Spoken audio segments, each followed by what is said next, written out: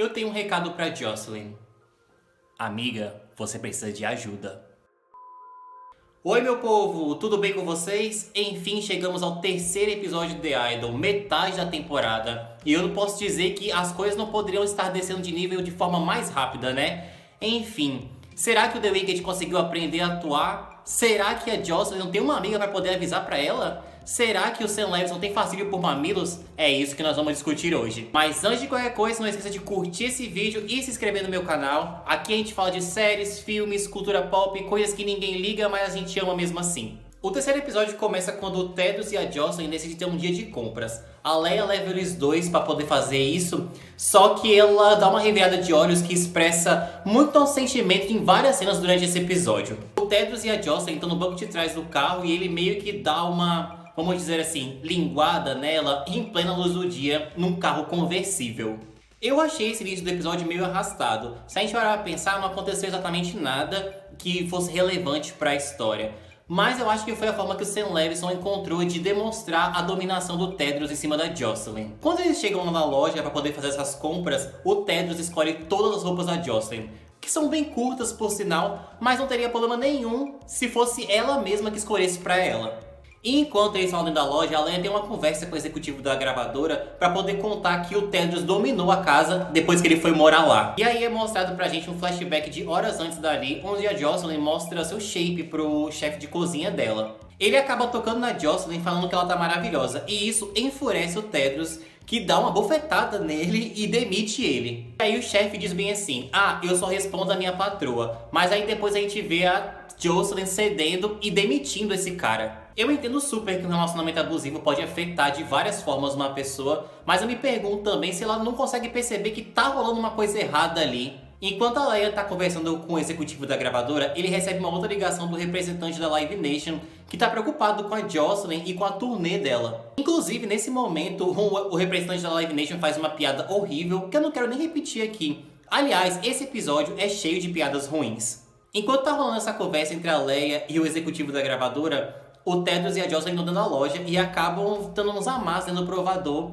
e ela pede para que ele não solte os fluidos dele dentro dela, e o acaba empurrando.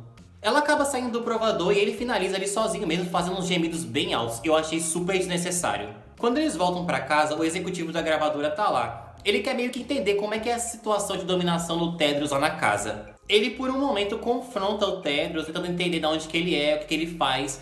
Mas essa confrontação cai por terra em 2 segundos porque o Tedros fala pra ele que ele conseguiu o produto do Kanye West pra Jocelyn.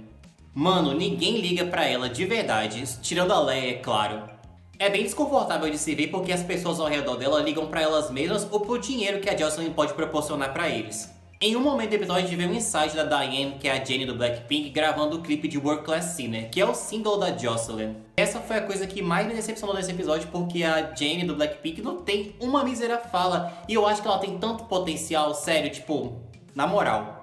Sem romantizar a rivalidade feminina, é claro, mas o embate entre a Jocelyn e a Diane era a coisa que eu mais estava a fim de ver nesse episódio. E obviamente não aconteceu. Eu acho que um destaque maior para Diane, personagem da Jennie, seria muito interessante de se ver, primeiro porque muita gente só foi assistir essa série por conta da Jennie do Blackpink. E 2, porque focaria menos na relação doentia do Tedros e a Jocelyn. Em outro momento do episódio a gente vê o Tedros conversando com o Xander, que é o personagem do Troye Sivan. E aí o Tedros pergunta pra ele bem assim o que ele faria como diretor criativo caso a gravadora desse carta branca pra ele poder fazer o que ele quisesse. E aí ele responde que ele usaria a foto que vazou da Jocelyn no primeiro episódio, com fluidos corporais no seu rosto, como capa do álbum. E isso claramente deixou o Tedros muito animado. Gente, não me levem a mal, eu até gosto dessa coisa de usar polêmica para poder se promover, eu acho que é uma estratégia que dá muito certo. Se você entende um pouco de música pop, você entende que vários artistas fizeram isso e não tem nada de errado. Nós temos exemplos grandiosos, como a Madonna, que usou sua sexualidade para poder se promover numa época que ela não era bem vista. E também temos um exemplo de uma realidade mais próxima, que é a Anitta, que também usou de várias polêmicas para poder se promover. Não tem nada de errado nisso. Só que ao mesmo tempo eu acho que esse tiro pode sair pela culatra para a Jocelyn, porque ao invés dela ser vista como revolucionária, ela pode ser vista como piada. E ela parece concordar comigo, porque é mencionado no episódio, mas falaremos disso mais pra frente. E então chega a cena do jantar, onde que tá a Joss, o Xander, a Leia, o Tedros e a sua trupe. Que inclusive o Tedros mudou pra casa dela em grupo, né? Como ela não percebe que tem algo errado nisso, gente? Pelo amor de Deus. Enfim, e aí ela propõe um brinde agradecendo a todos por estarem ali e principalmente ao Tedros que ensinou ela como se divertir novamente.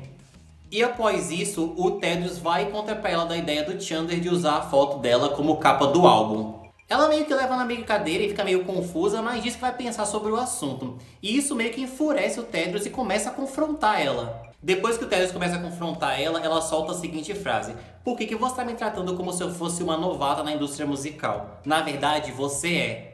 Quando ela disse isso, eu senti um alívio. Eu falei, nossa, essa é a Jocelyn que eu quero ver. Mas isso foi outra coisa que durou 2 segundos, porque logo após ele convence a ela, começa a falar sobre os traumas dela e sobre a mãe dela. Onde é revelado que além da mãe dela estar com câncer, ela era uma mãe super abusiva com a Joss. Onde ela batia na Joss com uma escova de cabelo como incentivo a trabalhar. Então é claro que o Tedros tem a brilhante ideia de falar pra ela que ela precisa acessar esse trauma para poder voltar a compor e voltar a ser quem ela era na indústria musical. É quando vemos a cena mais triste pra mim desse episódio, que é quando ele bate nela com uma escova de cabelo. Pelo menos não é mostrado ela apanhando, só a dor no rosto dela. O pior de tudo pra mim é que todo mundo tava lá, menos a Leia, que ela foi dormir. Mas todo mundo tava lá, o Chandler, todos os amigos. E ninguém fez nada, todo mundo ficou bem assim, chorando. O Chandler ficou chorando e tal, não falou nada. Eu fiquei, meu Deus, como assim? E aí o episódio acaba com o Tedros e a Jocelyn acordando na manhã seguinte e ela pega e solta um: "Obrigado por cuidar de mim." Como assim, meu Deus? Girl, você precisa de ajuda. Como eu havia dito no vídeo comentando o episódio 2, o Tedros é realmente o líder de um culto e eu acho que se você conhece a história da família Manson, ela é cheia de referências aqui. Isso aqui é uma opinião minha. Eu acho que seria super interessante ser visto isso mesclado com a indústria musical, mas o problema é que não é executado de uma maneira que agrade, entendeu? Até porque o The Weeknd atua um pouco mal e não tem essa vibe de Charles Manson pra mim. Na verdade é muito mais porque o roteiro obriga a gente a pensar que ele é dessa forma do que ele realmente consegue expressar, entendeu? Mas eu acho que esse episódio pra mim é um 3 de 5, na verdade 2,5 de 5. Eu vou ficando por aqui, mas não esqueça de curtir esse vídeo e se inscrever no meu canal, que me ajuda bastante. Até a próxima!